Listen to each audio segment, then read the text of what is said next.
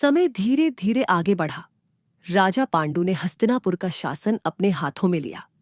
लेकिन एक दिन वन में शिकार करते हुए उन्होंने एक मृग को बाण मारा, और वही मृग दरअसल एक ऋषि था जो अपनी पत्नी के साथ मृग रूप में था।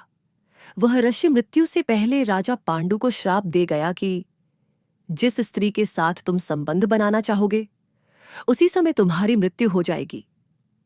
इस श्राप के बाद पांडु ने राजपाट त्याग दिया और अपनी दोनों पत्नियों कुंती और माद्री को लेकर वनवास चला गया। वन में रहने के दौरान एक दिन पांडु बहुत दुखी होकर कुंती से बोले, हे प्रिय, मैं संतान के बिना कैसे रहूं? क्या मेरा वंश ऐसे ही समाप्त हो जाएगा? तब कुंती ने उन्हें अपना रहस्य बताया।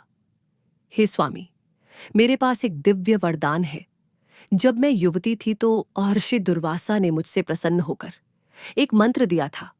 इस मंत्र से मैं किसी भी देवता को बुलाकर उनसे संतान प्राप्त कर सकती हूं। पांडु बहुत प्रसन्न हुए। उन्होंने कहा, कुंती, मैं चाहता हूं कि तुम इस मंत्र से देवताओं को बुलाओ और संतान प्राप्त करो। कुंती ने पहले धर्मराज यम को बुलाया। यमराज ने आकर कुंती को एक तेजस्वी पुत्र दिया, युधिष्ठिर, जो धर्म के मार्ग पर चलने वाला होगा। फिर कुंती ने वायु देवता का आवाहन किया। वायुदेव से कुंती को दूसरा पुत्र प्राप्त हुआ, भीम, जो बल में अतुलनीय था। फिर कुंती ने इंद्रदेव को बुलाया। इंद्र से उसे तीसरा पुत्र मिला, अर्जुन, जो महान धनुर्धर बना। तीनों पुत्र दिव्य गुणों से युक्त थे, परंतु उन्होंने राजा पांडु के पुत्र के रूप में ही पालन पाया।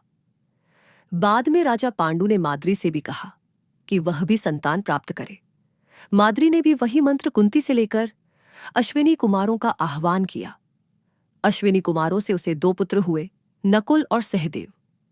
इस प्रकार 5 पांडवों का जन्म हुआ।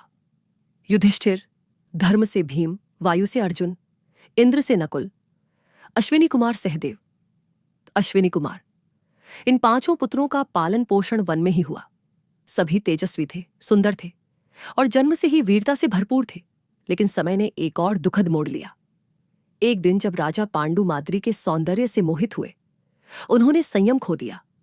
जैसे ही उन्होंने माद्री को छुआ, आर्षि का श्राप प्रभाव में आ गया और पांडु की मृत्यु हो गई। माद्री इस बात से बहुत दुखी हुई। उसने स्वयं को अग्नि में समर्पित कर दिया।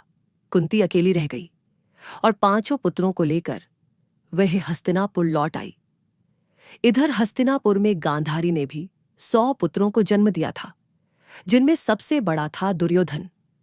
कुंती के 5 पुत्र और गांधारी के 100 पुत्र एक ही छत्र के नीचे पलने लगे, लेकिन उनके बीच की जलन और ईर्ष्या अब धीरे धीरे सामने आने लगी थी। और यही थी पांडवों की उत्पत्ति की कहानी। एक मां का बलिदान, एक श्रापित राजा का विराग और देवताओं की संतान का पृथ्वी पर जन्म।